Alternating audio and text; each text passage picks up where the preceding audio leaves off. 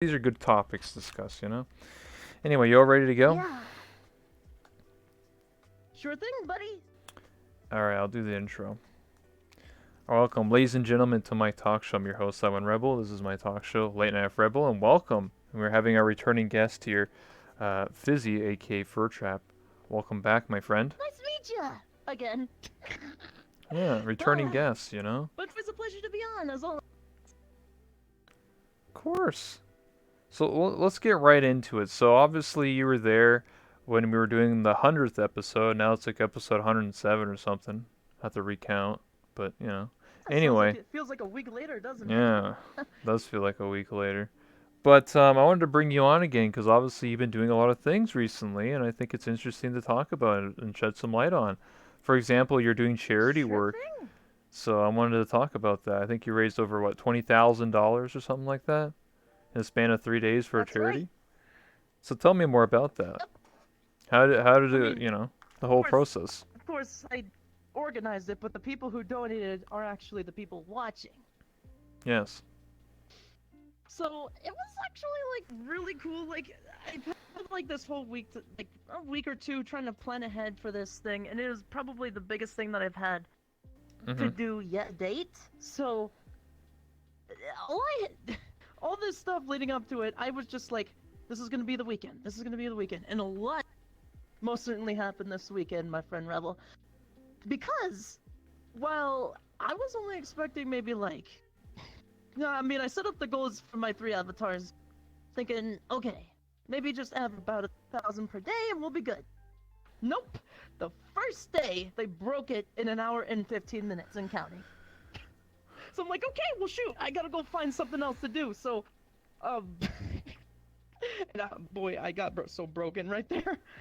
But for reals though, I had to come up with more things to do for more milestones and stuff since then. And by the end of the first day, 5K was reached. Second day, 10K. Then it doubled again, 20K by the third night. And so I think it really definitely goes to show just how giving and supportive, the VR chat community, even my own audiences for, like just helping other people out. The cause that all this went to, the American Foundation for Suicide Prevention. And I'll tell you a little bit about that. What they do is they actually help with, giving those who are feeling symptoms of like, possibly depression, suicide related, and they'll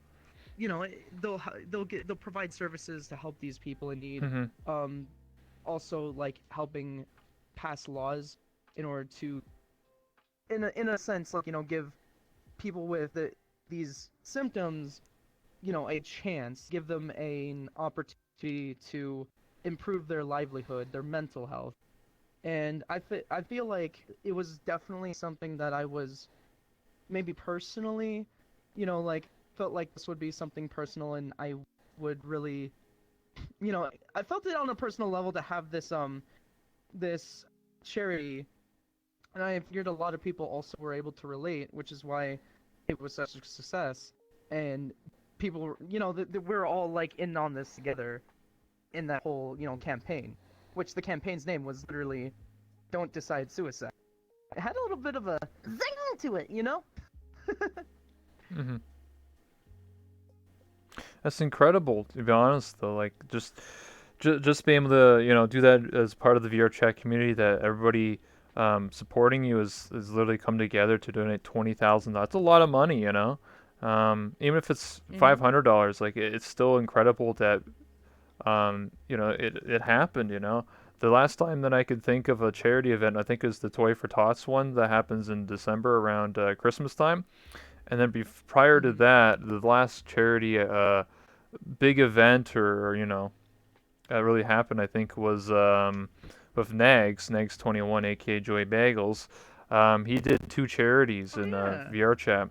That was I think 2018 and 2019. I'm not too sure. I don't remember when. I have to ask him. But he did one for breast cancer, and then I think the second was the same charity that you did, which is the American Association for Suicide Awareness, so our prevention. Yes, nice. So Yeah, and I think together he donated or raised 50,000. I'm not too sure which on which one's which, but I think there are at least lots of support. So it's crazy to think well, not really crazy, but you get what I'm saying. Like it's just very Mm-hmm. wholesome and amazing that we come together as a community and we help people out, and especially for charity, and it's really important because I wanted to do charity for a while, like ever since started streaming, but I was always like hesitant because I was just like, oh, that's for people who have established audiences and stuff like that. I can't really do that when, you know, I'm just streaming to like one Honestly, people. honestly, it doesn't have to be for a huge audience. I mean, sure, huge audience does get your initial thing going right now, like to sort of kickstart like the hype about your campaign or whatever. But I've seen people, big and small, Hmm. actually successful raising large sums of money for something really really meaningful, especially when it comes to like say suicide prevention, the Hmm. wildfires and so on and so on. There's many examples, then there's always people in need. um and like I just I don't think that you have to be very well off, popular, or like I know there's even some of the like smallest people who actually to everyone's surprise still come up with the most organized charities or events on their own. And even with the few sums of people that they have, I mean, I don't have to be like thousands and thousands of people myself on Twitch to make a successful campaign happen. And I figured I'd prove that.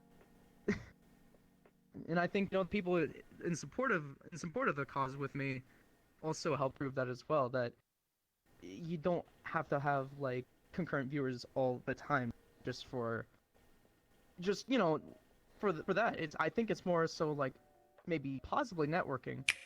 Now, the way I started spreading this awareness was actually through like a PNG site, just a nice cute little square card, Hmm. listing the event name, having like, nice eye candy on it so that grabs people's attention and like, informs them properly on like when and what time these, the charity is going on. And then just, drop them a little link to the channel, and from there I can explain to them, exactly what's going on, how to donate, and there it went. Really successful too.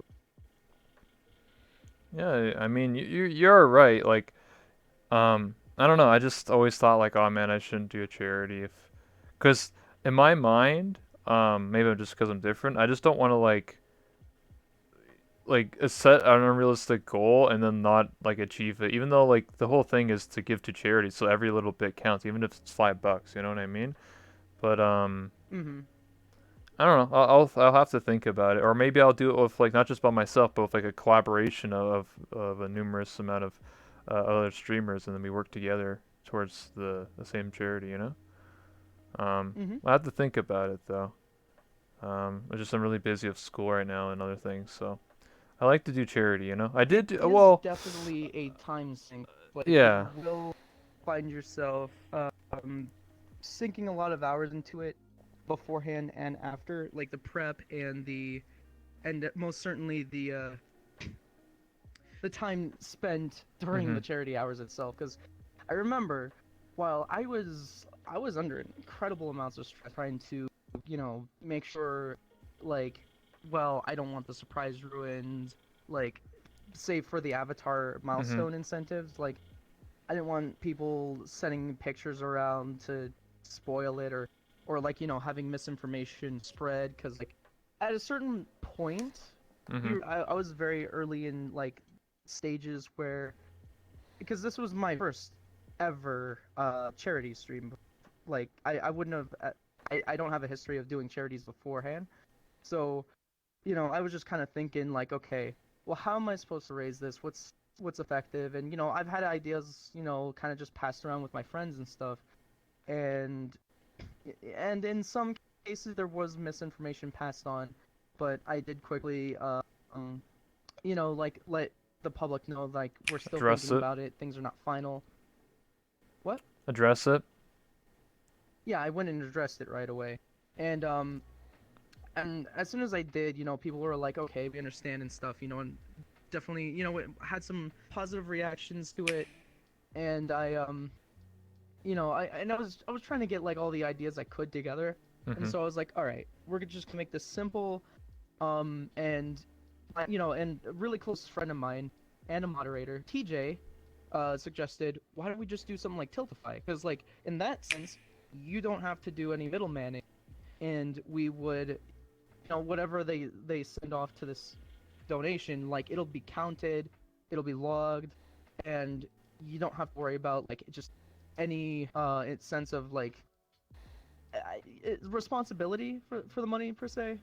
Mhm. Which is great because that helps both me as a streamer keep the just keep my head only worried about what I need to do, and it's actually really simple setting up Tiltify. In fact, this really you just got to do is like set it up in like the dashboard, copy a link, put it in like as a browser source in your like OBS for instance, and then you'll have like the goal above your screen, and people can see it as it progresses.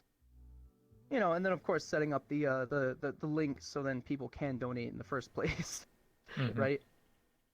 So, um, a I'd say like for the actual stream part, not the preparation part. I did get a lot of help from my friends in the preparation part. I gotta not miss that. I did have a lot of people recommending things here and there, and I listened to everybody.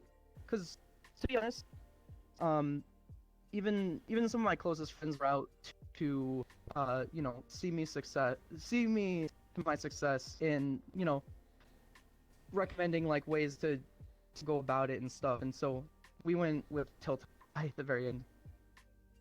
But like I'm saying like those said recommendations were, I mean, like I paid excuse me for a second, but yeah, I had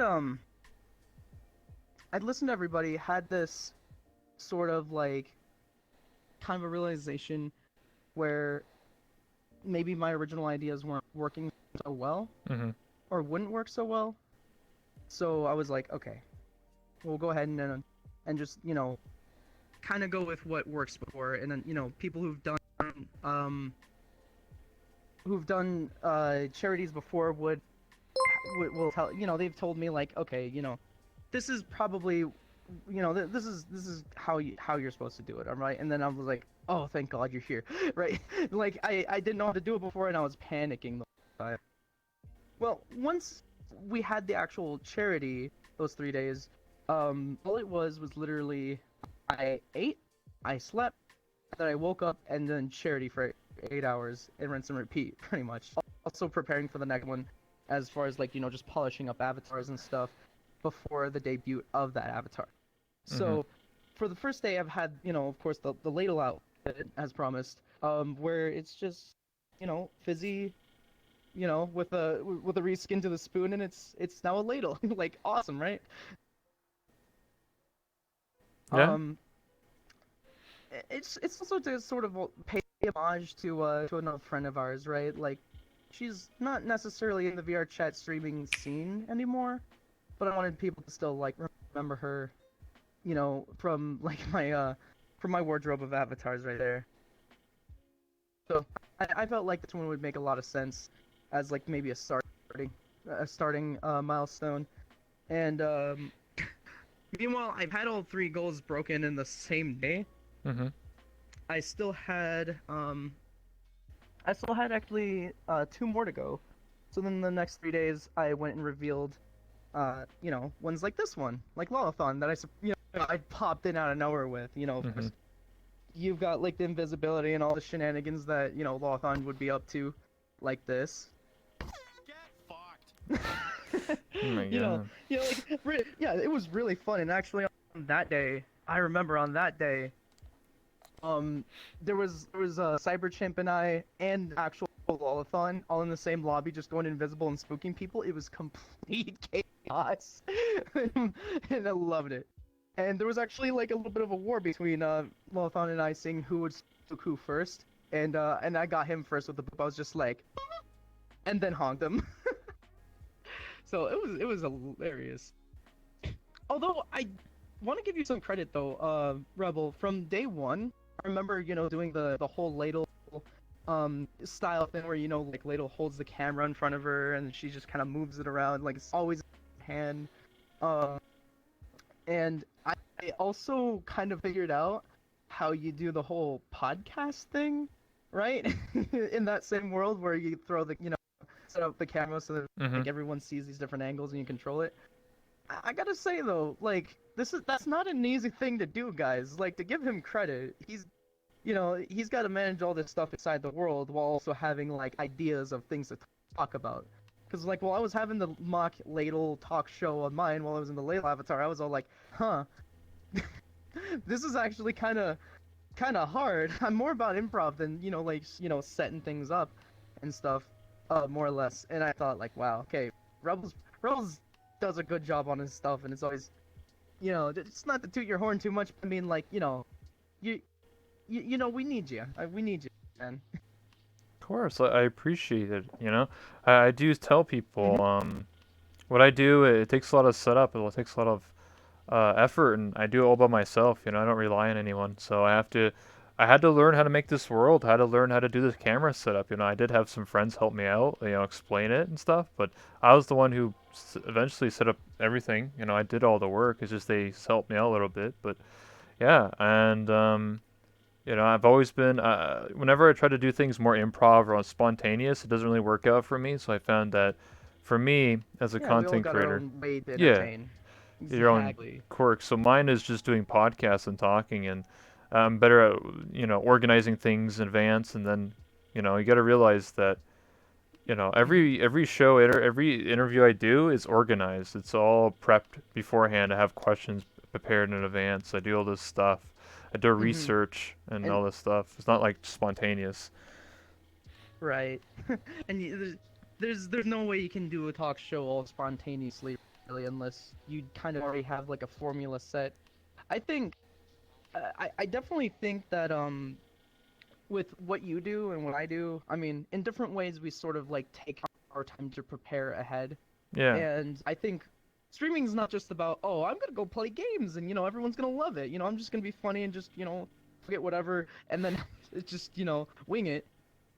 It may work for some people, but the more successful people that I see actually have like something new to bring to the table every time they stream, which is what I know Rebel wants to do, which I personally like doing, is having something like new to see, new to experience every time. So then there's a reason to come back, right? exactly. And that's absolutely planning. Like you plan well, you do well. Well, that's why after doing 100 episodes or 100 interviews, I told everyone I had a new goal and it already got reached. So it's already in the process. If you guys know who Legends is, he made a bunch of worlds for a bunch of people in VR chat, most only known as the Neko Cabin, if you've ever been there.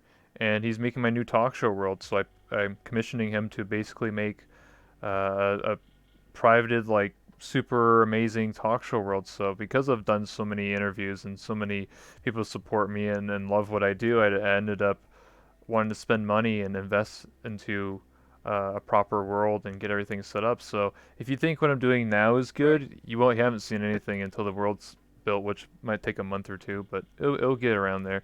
It's definitely worth the wait. I don't really want to spoil it or like show early stuff, cause you know what I mean, because it's not as like like a wow factor, but Yeah, polished it's gonna projects. be real nice. Like I'm kind of underselling it, but like just trust me. Like you're gonna be like, what the like what like it's gonna be You know really what? good. I want to see that. I want to see that. Yeah, I'll take your word for it. Like, I'm pretty sure you want that to be the best damn world you ever had. So, I true. mean, Well, brag about it a little. Just just enough to get the word well, out. I At least you gotta advertise, man. I also plan on it's not just gonna be like a person like you and I sitting here. I also have other segments. So I actually have plans of like an entire show, like I don't know. I don't want to give out everything, but I have plans of like pre-recording stuff where maybe I go to like Publix and ask really dumb questions and like, stuff like that, or bring on people mid-show. So let's say like there's a Mm-hmm. halftime, halfway through the interview, we take a little break, and then someone comes on and the camera changes to a stage, and then they start dancing or singing or memeing or whatever.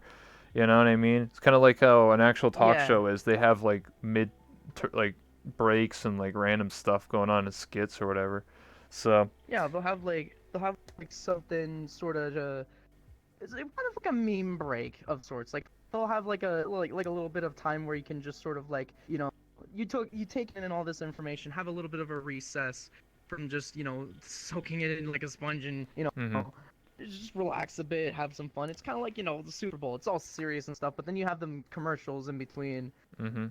Of course, the funny ones that, get people just kind of like, oh, hey, keep them around and whatever. Um, yeah, I mean, like, I know once or twice before you've said stuff like, maybe Fizzy as the co-host and stuff. And yeah, I'd love to be able to provide just little bits and stuff that just kind of in between and be like, hey, and just keep things lighthearted and stuff. Because I know even in places like this talk show, for instance, it can get like we can reach some really dark places, especially from what we remember on episode 100, right? Yeah, I remember that quite But it still has it's vividly. still got its cheery Yeah. moments too, yeah. But if you don't mind, I kind of want to go back to like day 2 where I left off. Okay. Yeah. Yeah. Go ahead. Okay, so day 2. So yeah, a lot of people were spooked. A lot of people were they were surprised with the Lola avatar, and it turned out really well. Obviously, I've made some improvements since the first stream, but it worked. Um, and Lolathon Fizzy's glorious. Oh, thanks, man. um, but like we did some more memes beyond that. Like Mhm. there was a guy who walked up to me after I spooked him, and he was in an avatar kind of similar in kind of similar style to mine, without like actually using its assets. It was more like a reskin. So like say, like an epic skin from like Overwatch or whatever, where it's just a retexture but a really convincing one. Yeah. Well, I thought he goes up to me in this avatar and he's all like, it's all clonable and stuff, and he's all like, "Oh my God, Izzy, I'm a big fan." I'm like, "Yeah, I can tell you're a big fan. What's this?" And he's all like, "Well, it's it's just a thing my friend made me and whatever." I'm like, "Well, I gotta say, that's actually pretty good." Wait, I have an idea. So then I took him with like all my friends and stuff. I told them, "Let's have this clonable." and then and then next thing you know, we're in like that mansion house and whatever late that same night, and then Yeah. I've just got cloning on this avatar, and everyone's just cloning, and as a reference to like Temmie from Undertale, we're all just walking up to people from at their feet, just be like, "Hi, I'm Fizzy. Zing! Have you met my friend Fizzy? Hi, I'm Fizzy." And then like they'd all like kind of, they don't have to voice the same as me, but like they were all just saying, "Hi, I'm Fizzy. Hi, I'm Fizzy." And then like people got overwhelmed, and we'll just chase them around for a little bit, and I don't know, like a boop them, or Mhm. like give them a round of applause. We'll just stand around them, staring them dead in the face, just be like slow clap, like as That'd a be pretty. crowd. That'd be pretty scary. It was so good. So then like we decided between like either Zinglings, like Inklings or something, or Fizzlets. And so we settled on Fizzlets after a tiebreaker of All three right. polls, 3 different times. So this happened during the charity stream. It was great. And then there was day 3. Day 3 was probably the most eventful because nobody expected this one. Well, they expected it, but they didn't expect how it would look. And that is the Nanachi Fizzy, which I mean had its purpose. It was kind of this one-off thing where I just, you know, just ran around and had this sort of reimagining where, it's Fizzy, but in this other species, right? Yeah. In VR chat. complete with the spoon. I mean, you still have like the effects and all that. It's literally just Fizzy reimagined as a Nanachi because the meme, I guess. But people really thought it was like really cute and stuff. And I was like, just in all my normal things. I don't think I think people were in very big support of it, especially since it was for the sake of the charity. But I do remember, because we did make it to 20K on that charity, and I think, and I have to say that the biggest reason why was actually a guy named MobileJad, which he's one of my more recent like viewers and stuff, right? Like Mm-hmm. from 2020, so he's pretty new to my channel, and he just goes in and from the last 3 days he's just been dropping like subs and bits. No, mostly subs. Actually, no, I think it was 100% of it just subs, and Mm-hmm. then the rest of it just and then I guess to make himself feel better, he also like went and threw a ton of money into the charity. So we were sitting at like 15,000 dollars Yeah. closing it on this on the last day, and I was just like, all right, well we're almost there, guys. If we can do this together. No, he just drops like boom, like $5,000 and just finishes it. And it didn't stop there. Holy There was still smokes. like like another $550 from the rest of the Mm-hmm. support afterwards. And I thought like, wow, this guy's insane. I gotta meet this guy. I gotta know what he does. Like, let's be friends. Like, that's incredible. So, and I'm pretty sure like he resonated very well with with the charity's Mm-hmm. purpose, as well as like amongst other people who also donated. Which again, I plan to thank everyone on my next YouTube video in order from that charity. So stay tuned. The third one. Um, and I thought like, wow, okay, this is incredible. Oh, did you want to know what 20K and the 15K? No, okay. So we had the 10K and the 20K milestones. You want to know what those are? Yeah, sure. Where were the Yeah, the obvious milestones? answer is yes, of course. So 10K, I have to do the little nitro challenge, which is literally the spiciest gummy bear in the world. Oh god. I'm having that shipped to my house right now. It's like 9 million skull units, Oh. and I have to eat that with new Dory whenever it's here. And the 20K is literally because you know how I do a lot of like puns and dad jokes. Yeah. It would be Dad Fizzy. It would be Pappy Trappy. and and now I have to, for the first time, put my main avatar in some male clothes, like actual like button-up shirt, Mm-hmm. slacks, dress shoes. I don't know. Make him look like he's ready to work.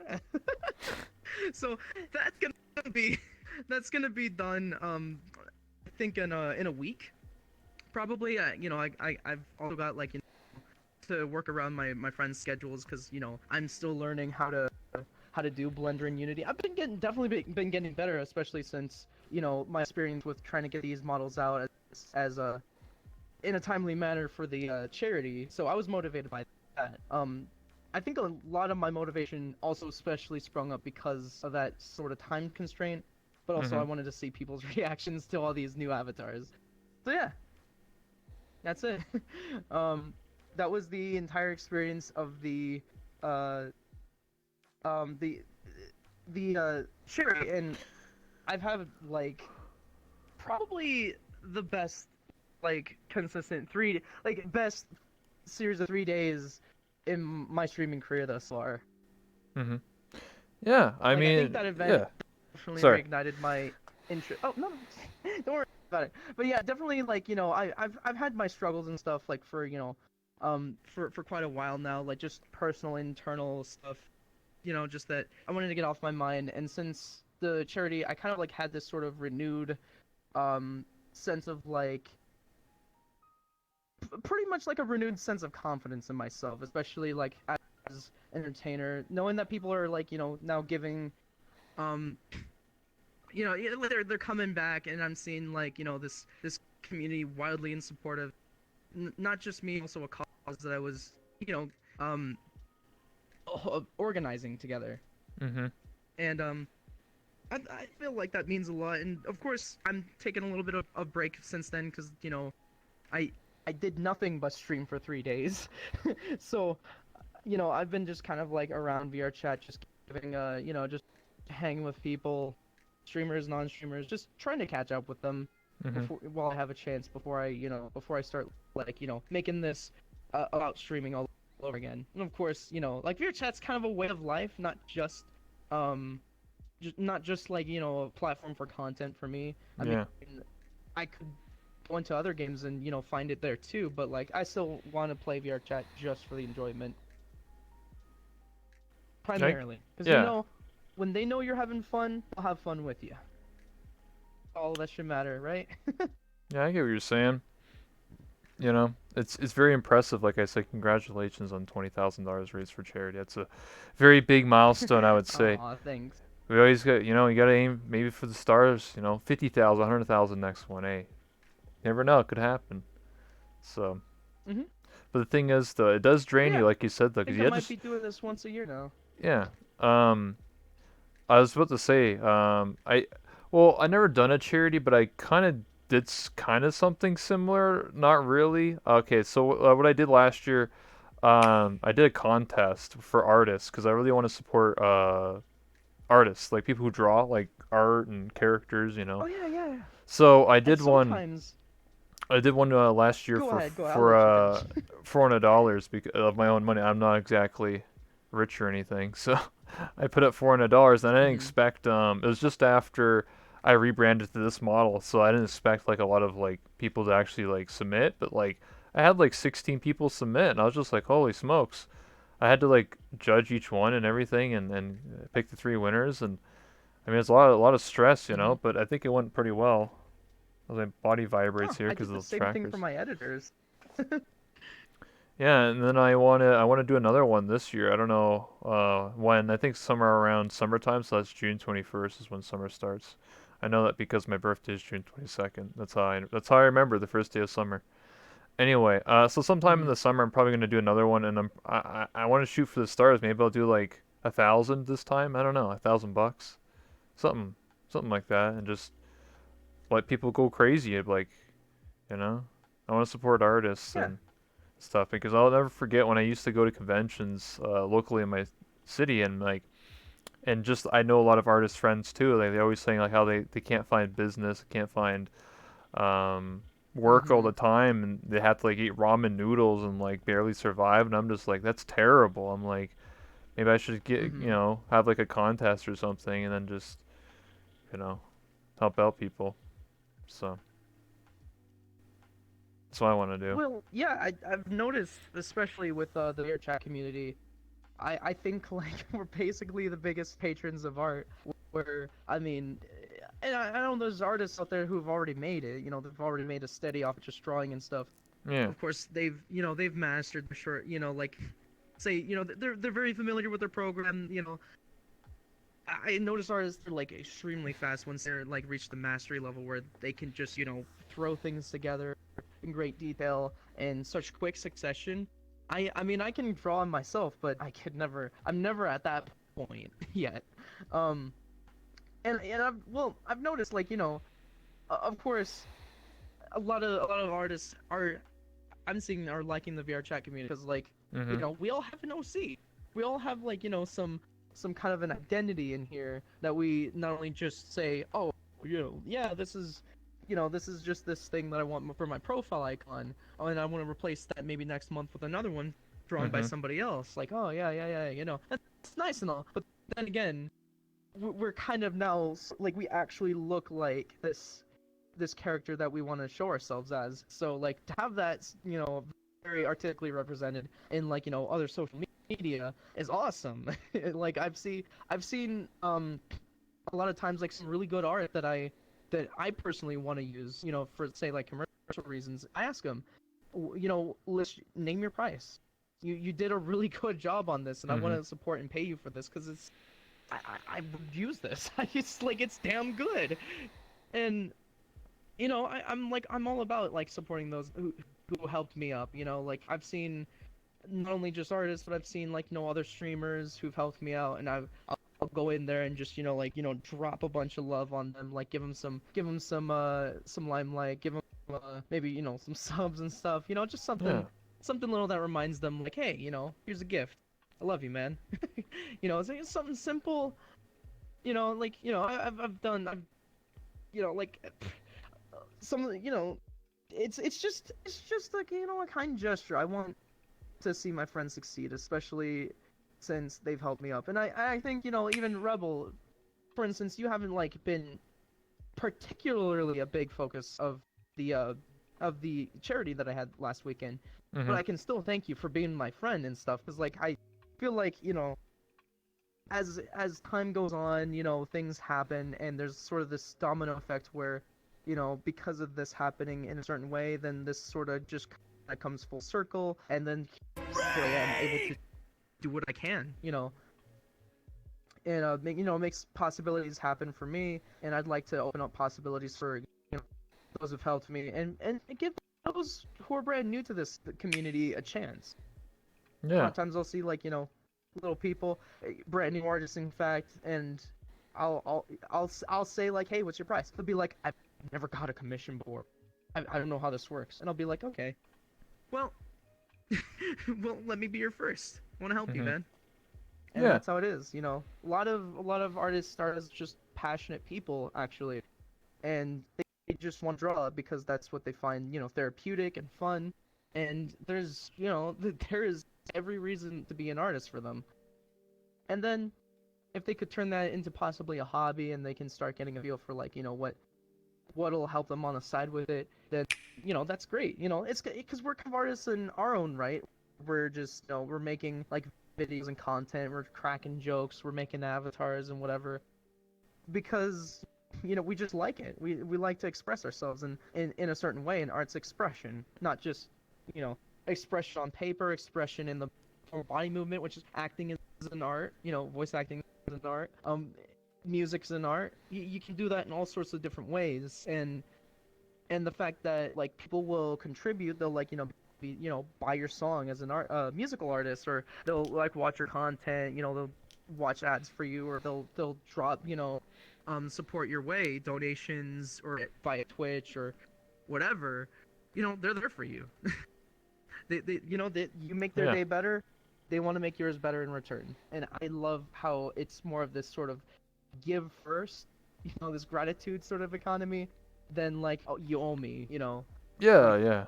I'll see people where they're like, oh my god, you've helped me out so much, and then they'll be around for as long as they can to, it's like, oh man, like, I'm emotionally in debt to you because you've helped me out and all that stuff, right? Well, let's hang out some more, let's go play some games, let's, maybe we can do something together in collaboration or whatever. Maybe why don't we just have an event, or why don't we have like, just beautiful things happen Yeah. out of Yeah. that. And I've seen so much of that happen constantly throughout my year or two in VR chat thus far.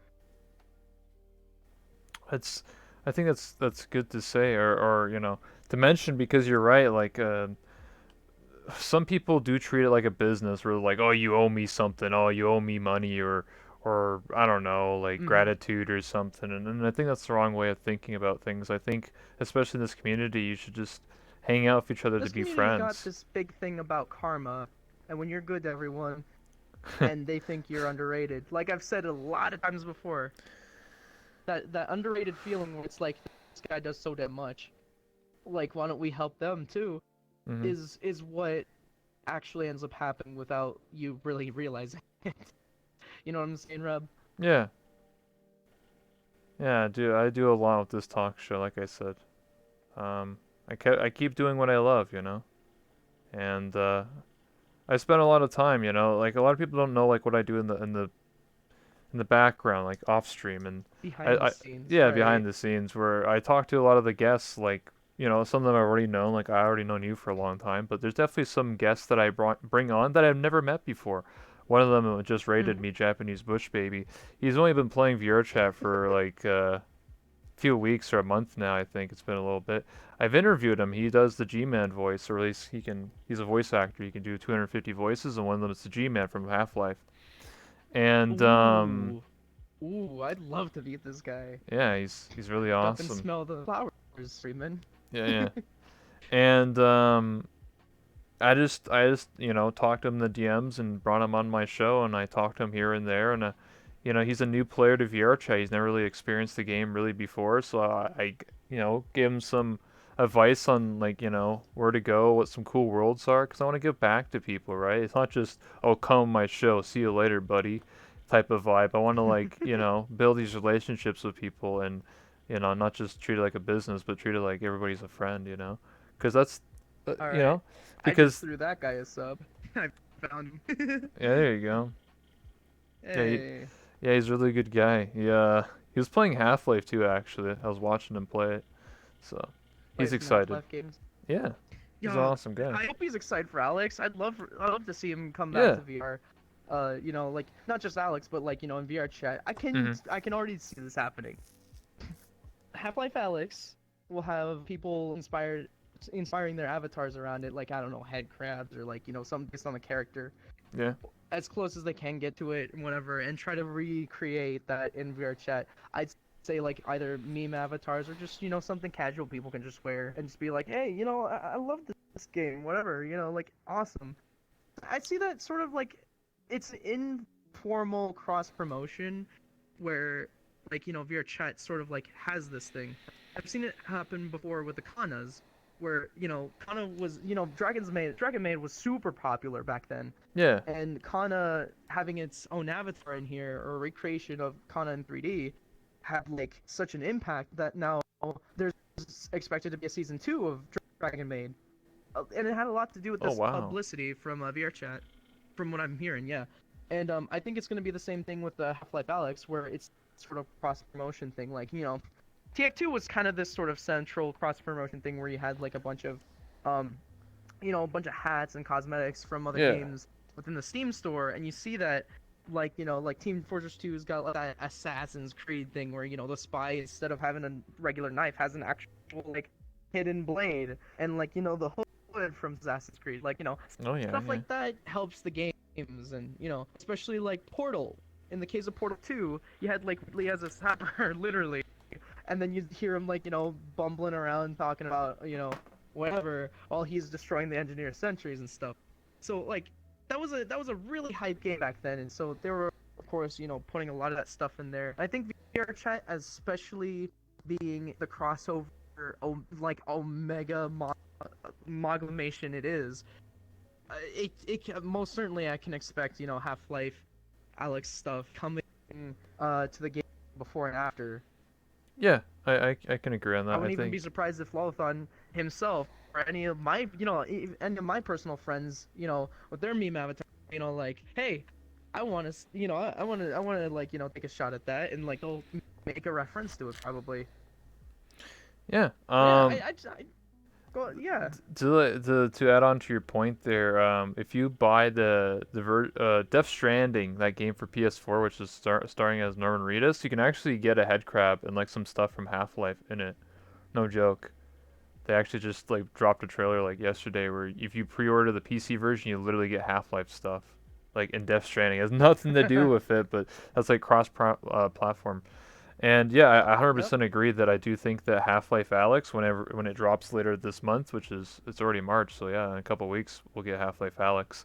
I do think that a lot of the Gonna have to memes, binge yeah, catch up on that series. um, I do think there's going to be a lot of stuff that's going to be translated to VR chat in terms of memes, jokes, head crabs and whatnot. But also, I think a lot Hmm. of people are stoked for Half-Life now, Alex, not just because I think it's the its success. But if Half-Life Alyx actually sells really well and people really like it, because it's the first time a AAA title company is making a VR game, standalone game, which is Half-Life Alyx. So if that actually is very successful, Hmm. then other game companies would be like, "Yo, let's make like Call of Duty in VR. Let's make whatever game in VR." So it would be a huge Right. success for the And that'll future of further VR. make. Yeah, And then VR can become more of a norm. You'll yeah, see more people here, there, everywhere. I mean, like, I'll be honest. Like, we've had even like stuff like Smash Brothers, where you had like Link got his sort of costume changed to more Breath of the Wild stuff because Breath of the Wild was a huge deal, right? Like, it yeah. was it was a huge deal. For So the of course Switch, they're yeah, gonna like make make make Link more like Breath of the Wild Link and change him up in the spirit of that game, and still like retain stuff from uh Link from Smash Brothers past, like Hmm. young Link to represent Ocarina of Link, and also like Toon Link for like all the cel shaded like Toon Link style games, Wind Waker and so on. And this is kind of again, this is kind of like the Smash Brothers of VR. Even if it's just a social game, you have like so much going on right now where it's like, you know, these cross references where you can literally like, Mario versus, like, you could have a pretend battle, of course. We don't know about an actual combat system here yet, unless there's like Worlds Made and Udon's out, Yeah. which is yet to come at the moment. But you can see where there's like these wonderful bits where you just see these amazing things created by people just out of passion because they love gaming Hmm. and they love anime or they love whatever it is. It's here. Heck, I even seen like like Bionicles as an avatar for just Yeah. because people love to collect them, and it's just hey, there's a passion for it. It's gonna be here. Hmm. You know. Um, I'll add something onto it. So not just the success of Half-Life Alyx, but also a lot of people. Here's the bigger out of the box type of thinking is that if you guys don't know, I'm pretty sure Half-Life Alyx uses the new Steam engine, which is Source 2, and the Hmm. Source engine is some people that like mod. Valve is very into people allowing them to mod their engine and allow to make people make their own game modes. So technically speaking of Source 2, you could make your own VR chat or like a better version of VR chat or whatever you want, or like better games, whatever you think of. So if people really like Half-Life Oh, devs, Alyx, watch out! yeah. Watch out, competition.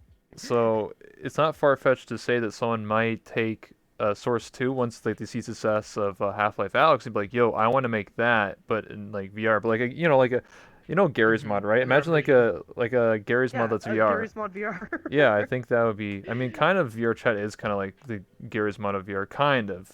Not really. You can't like pull a tool gun Just and like start. Pavlov's like the Yeah, CS:GO of VR, but it's not really the same thing. yeah, exactly. Hmm.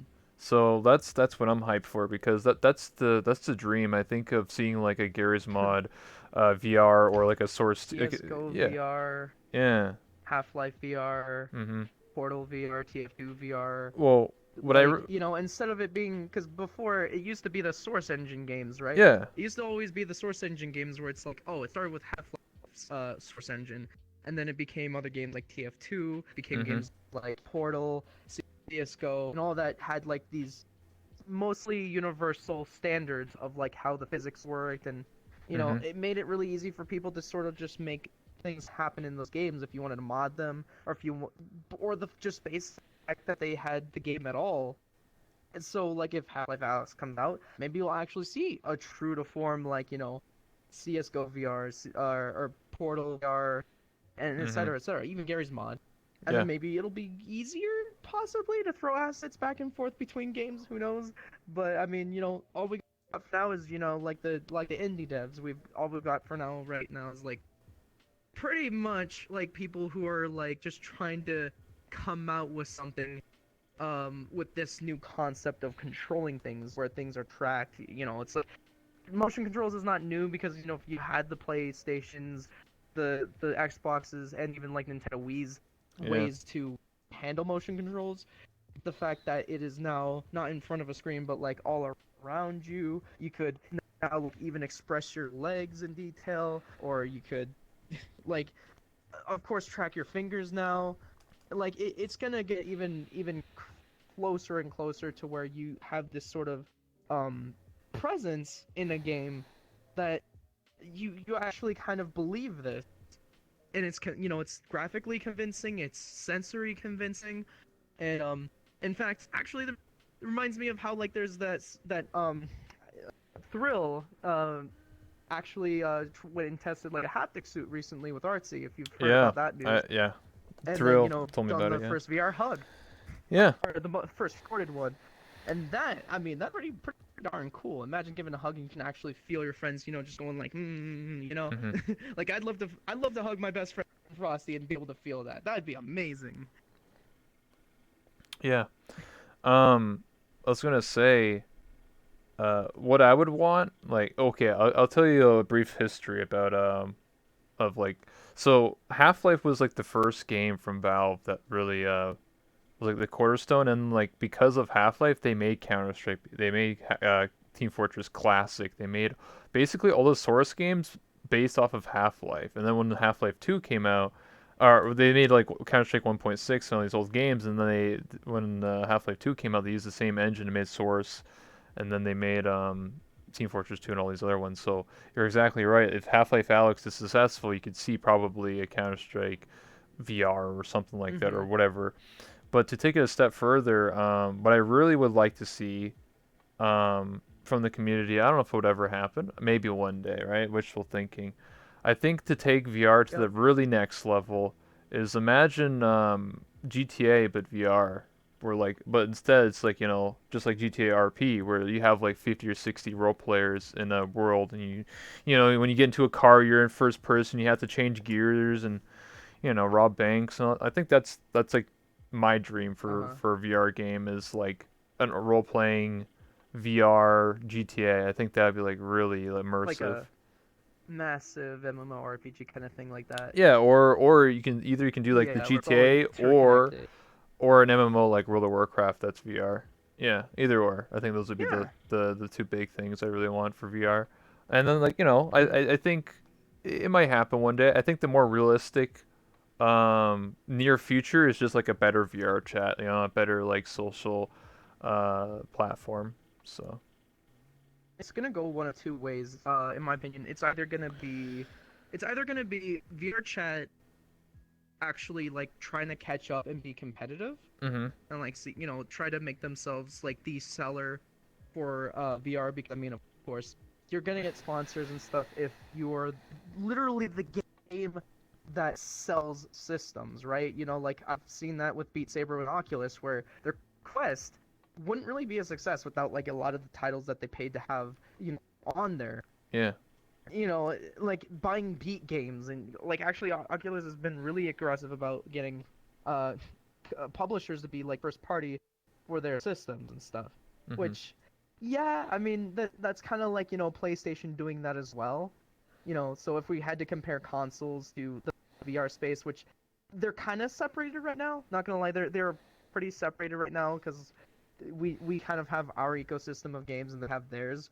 They don't really want to kind of intermingle. PlayStation VR doesn't count as much because it's sort of like its own little remix or whatever. But you see what I mean? Like, once we're kind of already seeing like competition where you have, Oculus wanting to start claiming names and stuff, and you have like Valve trying to come out with a game that's gonna push the index sales, and we're kind of seeing this thing where now we're not going to just be in this sort of state of like, oh, minimal upgrades on a headset, like, oh yeah, so what, the silly thing with HTC's Vive to Vive Pro upgrade, where it's like, oh hey, we have a twice as heavy headset, but have a slightly better resolution, some better tracking. In my opinion, I'd still stick with the original Vive. That thing lasts you, Yeah. and it actually is designed well. But that's a totally different conversation. What I mean is like now you're seeing like say Facebook trying to make a cheap and accessible headset without a computer. You're seeing like Valve trying to make the literal most premium and actually like most gaming oriented VR system that you can get. Where it's got all the buttons, it's all got all the things that you would want for immersion in VR, especially like a wider field of view, sharper image, and all that stuff. Mhm. Like you can tell that they're caring because they want to pander to the audience that started VR and that was gaming, not industry, right? Yeah. And of course, gaming will lead to like industries getting benefits too, but like I'm seeing this more of like possibly like the Nintendo versus Sega thing in the very early days of gaming at all. now in VR is like, this whole new way to game where it's like, now it's Valve versus Facebook. And we've been seeing that lately as well. Yeah, yeah. I think the Valve is really pushing It'd be forward. great for the consumer. Yeah, the headset, if you have the Index, actually the faceplate on it actually comes off, and there's supposed to be like an attachment that isn't used right now. So in the future, there might be like a adapter slot there, because right now it's not wireless. Only the I well, use it right now for my mic. yeah. So there's the different things you can do with it, and so right now the Valve Index is not wireless, and a lot of people want to have it to become wireless. So I wouldn't be surprised if in Hmm. this year or next year they have a wireless like adapter that you use for that Or a plug, whole new headset with it or built in. yeah, or a Who new knows? headset. And not just that, but I think Valve might look into getting full body as well. Like, because right now you have to buy the Vive trackers. There's are like other like Straight through V. Yeah, yeah like other some companies, better but method. yeah, but Vive might be the only one that's really people obviously you buy the two and you buy the hip tracker and call it a day, right? But I think Valve might Right. invest into it. I don't know, because the thing is, you got to realize like, well, what purposes do you have for full body, right? Like right now, full body only works in like VR chat, I think Beast Saber and like Blade and Sorcery and like one other game. Like it's very limiting. It's So it's like, yeah. so the market is very, I'd very, very small, actually smaller than VR. I'd So. love to I'd love to talk about that too. So there was actually a stream where I had just literally a list of games that were known to be compatible with full body, and I had mixed results. Of course, some of them Mhm. had it so then you didn't like some of them didn't have a calibration thing at all. Like some of them had it so then your tracker had to be faced a very specific direction. Yeah. Some of them didn't use the hip. Sometimes they'll glitch and think the hip's a foot, and so you had to use two trackers instead of three. Um, some of them just straight up didn't work. They're too buggy to even launch. Some games even use the tracker as a form of like, when you use the attachment at the bottom to put it on a gun. Mhm. Like say, like look, games like Pistol Whip would be perfect for that. Because if you could use like the, that sort of hyperkin blaster thing for your Vive tracker and just point it around and have this more arcade looking thing, you Yeah. could do that. Yeah, actually, that already works in Arizona Sunshine. Although Mhm. mixed results. I tried it. I've used it as a gun in there, and gun points in the wrong angle. Mhm. So I mean, of course, there's software that can sort of like make up for that and correct these mistakes. But I don't really see developers doing so much for like making full body a thing. It's really just VR chat. That's the selling point for trackers, and that's why there's so many like Yeah. things that are like literally. I remember track strap pluses. The rebuff reality track strap pluses. I have tons of those now, but I had to wait like 2 months or so because they were trying to keep up with the demand on these things Holy smokes. because of how popular full body is. Why else would you want, trackers and stuff? You have like this literally motion, like cheap motion capture system in your own house, and people want to use that to be able to express themselves. Like say if you wanted to sleep a whole night, Mhm. these trackers, the batteries are crap. You can't last more than 4 hours in them unless you had cables run up to your waist with a battery pack on that, and then and limits your range of motion with your legs and hips and Mhm. stuff. Yeah, So I only have the normal track straps. You have the plus. I thought about getting the plus, but like I said, it'll probably take me like 2 months to get them. I mean, I only play VR for like a couple hours, so I it's not think I like think they're gonna be a lot better about shipping times now. yeah, But like especially over the holidays when that first released, that was brand new and people were like crazy 12 hype about it. hours of full body. Yeah, no, actually, I think it was an additional 10 hours on top of the 4 hours that you would Oh, so have on the base 14. Okay, there you battery. go. That's more So than 14, enough. yeah. So you could literally take a whole night, sleep in it, and have your body literally track every time you roll over, for instance. You know, True. like just like, yep. Um, and it definitely helps if you don't want to be like, that one guy who's all like, "Oh, my body's stuck. Hold on, let me recalibrate. Okay, now I'm just gonna, literally like walk around, do the ladle shuffle, and then just kind of swat or whatever, do whatever." When full body is like really the only way to That's play me. VR once you have it. I Yeah. do the shuffle. Well, because I do role playing and I sometimes do stream a bit longer, so my trackers start dying. So I end up having to like sit in a chair and this have my trackers just charging and I'm just chilling. I'm like, all right, guys, well I can't really do anything, so I'm just Yeah. gonna sit and full body and chill until they recharge. Okay, so you kind of have like a reason why you don't get up. I mean, I always meme about how there's one or two people where they're either the ones that literally, who are like, jumping around their room, doing all this kind of cool stuff and being like bubbly and expressive Yeah, and whatever. Right? That's how I like to play it. And then, you of there's course the sleepers. have people who just want to chill. And they'll just kind of like, float around in the world, or if I've done they both. know how to play space, they'll do that. Yeah, you done both? I have done both too. Okay. So I mean, AirPods of your chat or not, trackers are really essential stepping stone to like what full immersion in VR is like, Hmm. especially in a social platform.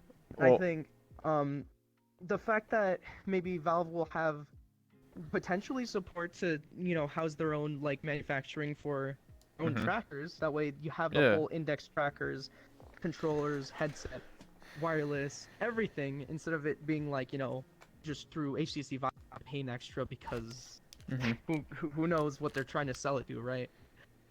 Paying yeah, industry standard enterprise prices for something that literally can accomplish less or the same thing as what, a gamer like what an actual quality product feels like, right? exactly. For me, Mm-hmm. it's kind of interesting because when I got VR, I first stood up. This is without full body, and then I would use it, and then I just became a sitting streamer. And like, but I would use like seated place, so you could never tell I'm actually sitting. I'm just like, look, I'm standing all the time. It's kind of like a cheat code. Uh-huh. But when I first got full But you body, still have your T-Rex arms in front of you, yeah, so still, that's yeah, kind of a I dead mean, I could giveaway, still like still right? do this. I mean, I anyway, mean, you can fake that too on a chair, but like standing in the middle of nowhere, I yeah. mean, there's no excuse. But well, anyway, and then when I got full body, I started like standing up more, and to get more active, to get my full body, I had to do 3,000 squats to afford full body. So I was kind of like, a Mm-hmm. way to get ready for that. And when I do use my full body, I usually stand up. The only reason I sit in full body is because I'm not like everybody else. I actually have a bad back, so I actually have to sit down a lot. And that's just how I am in general. Like, I can't stand for longer for like than an Mm-hmm. hour before my back feels like it's like snapped in half. So I have to sit a lot. That's because of Mm-hmm. something that happened 10 years ago. I don't really want to go into it. It's a dark story. But anyway, so I have to sit a lot. So I try my best to always stand and like, I'm not a dancer. I'm not doing backflips and crazy things, but at least I like try and be more expressive with my body when I'm standing. And then I always tell people, oh, I gotta sit Yeah. down, guys. Give me like a 5-10 minute like break, and then I'll stand back up again because my back hurts. So, um, with full body, Mm-hmm. it's definitely gotten me to stand up more because I used to sit like in a chair like 12 hours a day, like all the time. That's just because of my back. And I mean, that's why my whole Mm-hmm. career in college is like working in an office, not like really physical labor, but more mental, like sitting on a computer and typing stuff. So, yeah. Right. So for Right. I me, can I can relate there. yeah. So streaming and getting full body, I want to become more active, and I think it's better for my health to at least try and stand up a lot more. I can't tell Mm-hmm. people what to do and be like, yo, just I see someone like laying down, and I'm just like, bro, I know you probably spent like 300, $400 on that, and sometimes even more money on that. Like, is it really? I don't know. I want to see people like, Everyone's got their own reason. true. Right. And even though I like seeing people, actually using trackers to their fullest potential, it's more, like of course it's more flashy. You kind of like get this feeling like, yeah, they're using it. It's, like they're making their purchase worth it. Mhm. Um, and I say that while I say that, I mean, I don't believe that everyone who has full body needs to be an athlete. They don't have to. True. Getting full body doesn't mean you have to be like, like some kick-ass breakdancer or whatever. You don't have to, literally be able to do backflips and handstands and whatever else be it, or doing the Russian cans and whatever. Like it's just whatever you make of it. I mean, you want to have fun. I've seen creative ways of people where they literally sit in a chair and still use their full body. You want to know how? A friend of mine, really old friend of mine, since like he was one of the first people that I met who's actually a content creator. Spearman. Oh and yeah.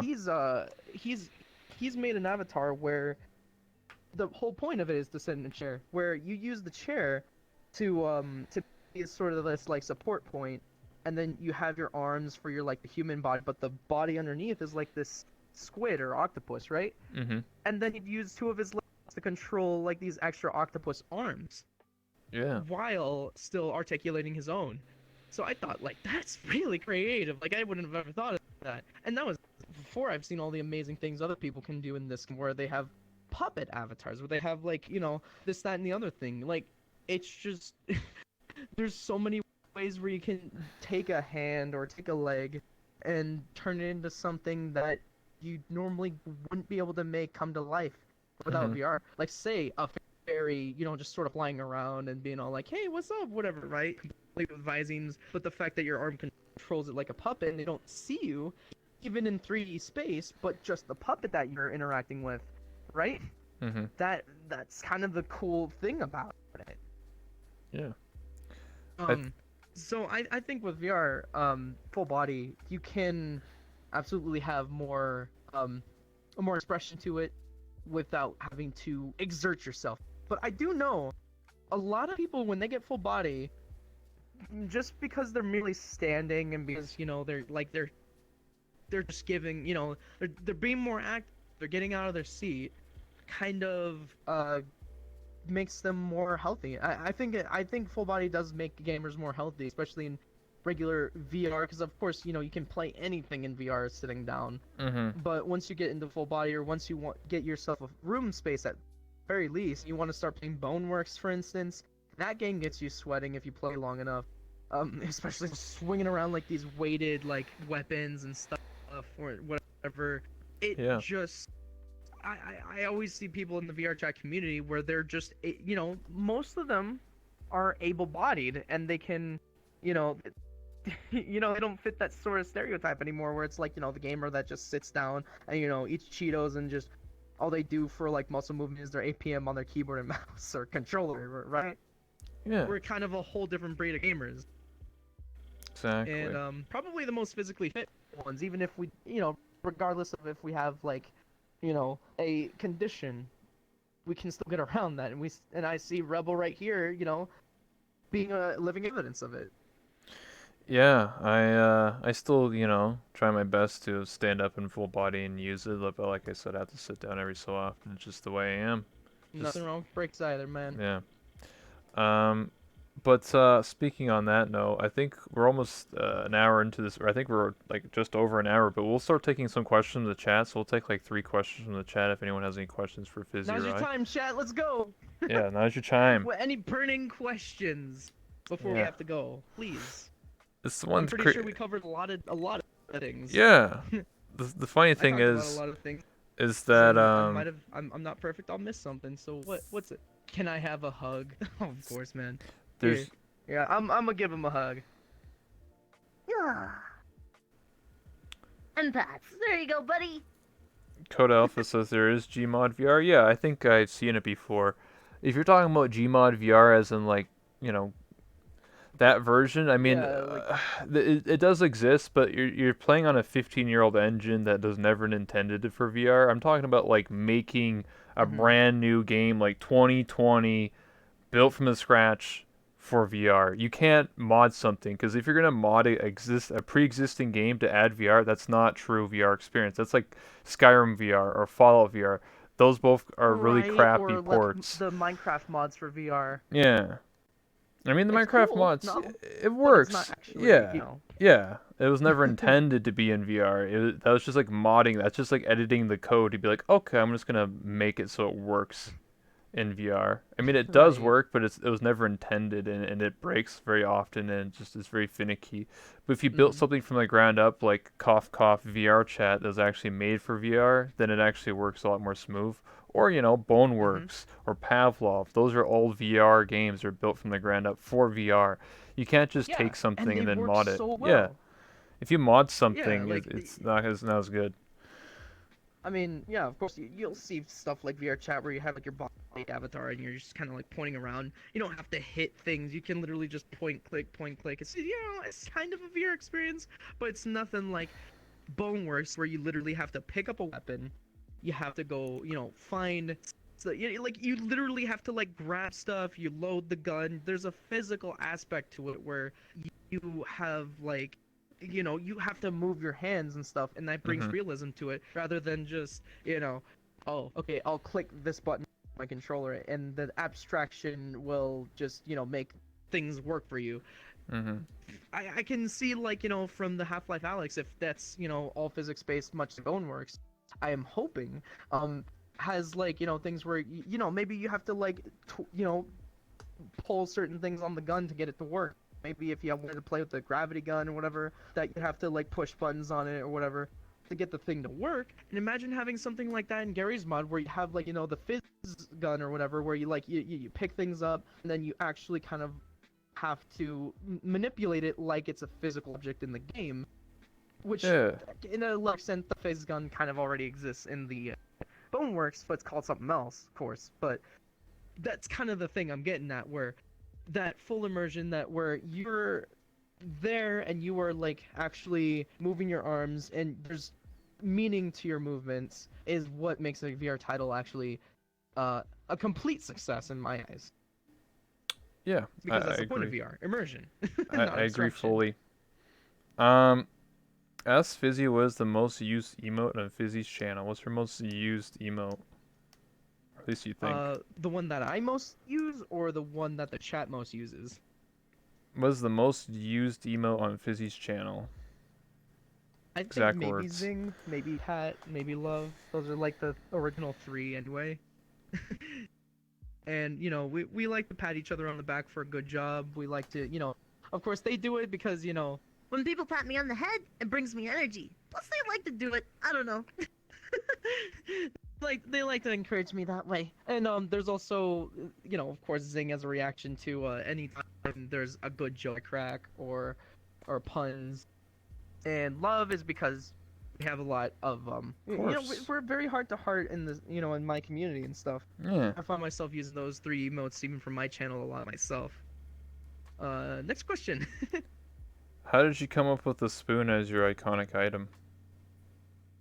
The what?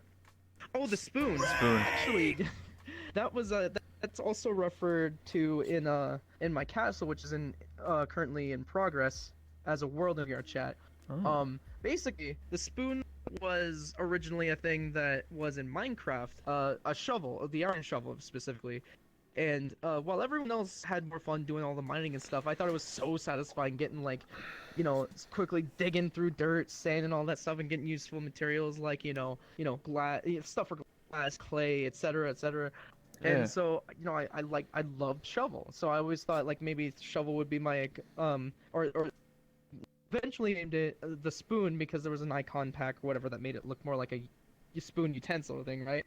Mhm. So I went and just kind of made it my thing, especially now that I had my chance in VR chat to make it like, like every starting out as a Hoppo, every Hoppo had some sort of a prop that was, iconic to them, like Radiant Spare, Chromia's swords, my spoon, and, so on and so forth.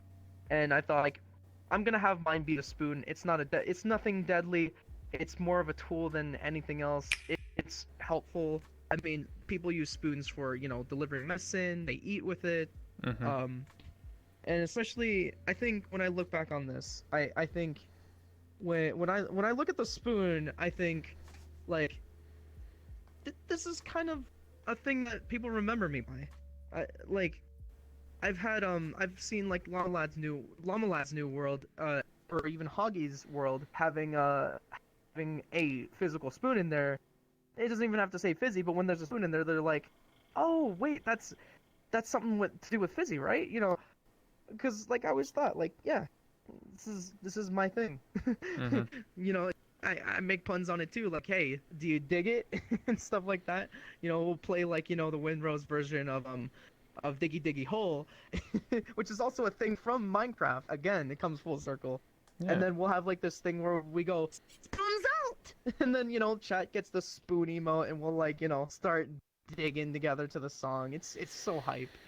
Um, but yeah, I've always thought, like, you know as a helpful or like sort of a support kind of a person that I am, a spoon would be perfect fit for like my sense of uh, artillery maybe or tools, my kit or whatever. Utility. I Yeah. mean, especially since this is a maid cafe, it also makes sense because I'm a maid cafe, right?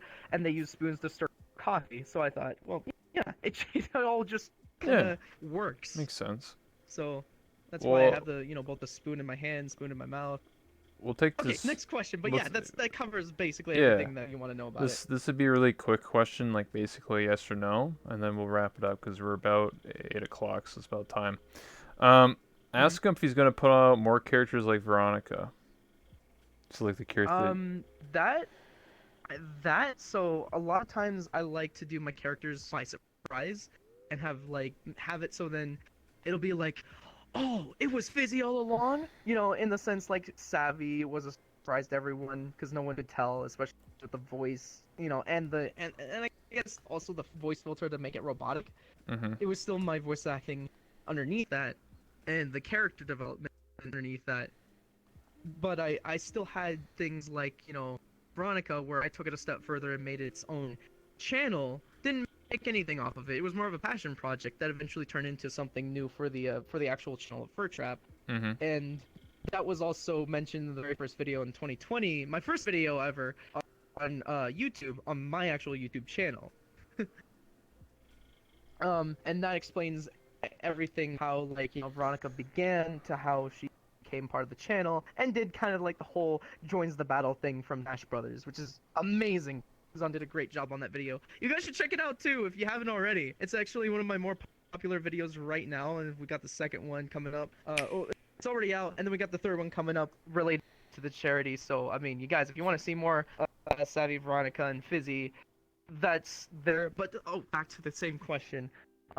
If I'm gonna have more characters, uh, that that's all under wraps. If I have an idea about it, it's gonna be just a surprise. Cause after all, I am the surprise. I am the element of surprise. and you never know when to expect. The Zinquisition. So the answer to that So it'll question, be really hype when a character maybe. comes out, right? That's the moral of the story Maybe. there. So we got to wrap this up because we've been going for a while now. So if you, I'll put the camera on you again. If you want to, say anything, any final words, where to find you, if anything you're working on, anything you want to talk about. This is your time to shine. I see like at the moment right now, I'm looking for like a a day to come back to streaming and say maybe like Friday gives me Okay. enough time to kind of unwind. But I'm saying like I'm gonna start doing nights now. Friday night, and throughout the weekend, I'll come back to streaming again. Next video probably it's likely gonna be out this Saturday, and the and I guess like as far as like VR chat and all that's concerned, that's pretty much all I have to say. If you guys want to Okay. find the new YouTube channel, which I just which just kind of kicked off, it's youtube.com channel or c// FurTrap. Finally got a vanity URL thanks to you guys for helping me get to a 10K subscribers. So now I can do that finally, and yeah, it'd be really easy to find me now on YouTube. So if you guys want like to get like some new perspectives and whatever, watching the video is not just clips, but it's a whole like narrative and retelling of a story Mm-hmm. all together with editing and all that. It's so genius what Kuzan does. I wouldn't know what I'd be on YouTube without. And yeah. Okay. Also, guys, Oh. don't forget to support Rebel here on this channel too, because like Rebel gives people voices on this channel, big and small, and just like just like I like to support like my little guys as well. I've seen him report on people that just they haven't really they're not top dogs yet, and they're still there with interesting stories to tell. So yeah, I go ahead, like stick around for Rebel stuff. He's kind of like the central news right now, and I think he does a great job at what he does. Support him, allow him to keep his passion going for this, guys. I mean it. Yeah, I've interviewed even mutes. People thought I was crazy. saying, "Oh, you can't interview a mute," and I did And it it 10 still worked. times. Hey. Exactly. And Mm-hmm. one misconception is people think I only interview like big streamers or streamers in general. I've actually, if you pay attention, out of 107 interviews, I've actually interviewed map creators, world creators, memers, people that don't even Yeah, oh my stream, god. like Map creators have the hardest time dancers. getting their names out there Yeah, too. exactly. Like I don't know why Mm-hmm. people keep thinking I only interview like big streamers. Yes, that is some of the guests, but not all of them. Not every single one is somebody that Mm-hmm. just is a content creator. I want to give people voices out there, you know. I even reached out to the Mm-hmm. devs and other things like that, and other communities and stuff. It's just it takes time, and sometimes people decline. It's just the way things are. But I do have a lot of plans for my talk show. Like I said, I already invested money into a new talk show world, and I already have big plans for that and expanding this whole thing to be like 10 times better. So in due time, I say. But on that Mm-hmm. note, we have to wrap it up here, unfortunately. So again, thank you so much to I know, I Fizzy, could talk forever. aka known as FurTrap, and I really do appreciate it for her coming on again and talking about everything and doing the charity. And yeah, I really do appreciate it. So thank you again. I'm your host, That One Rebel. If you haven't already, hit that follow button. That's when I go live, and I stream almost every single day, and I do an interview almost every single day too. So yeah, and of course on my talk show, Late Night Rebel, and yeah. So I appreciate you. Thank you so much FurTrap. I really appreciate it. Good friend, you Yeah, know. guys. Yeah, best of friends. We Of hold each other course. together. It's Yeah. like glue. Exactly. Before you go, we'll take a picture just like how we always done it, and then Ah, yeah. yes, the traditional photo. Woo. Okay. I must stand up. Hold on, my legs are like looking a little crippled, looking a little whack. There you go. Fixed it. Want me Kind to of. be up to your chest height? 1 second. For... Yeah, yeah, yeah. I'm just Okay. there we go. I have to like turn off the camera and re-enable it. There we go. Flip it around. Wait, where'd you go? Oh, down there. I'm right here.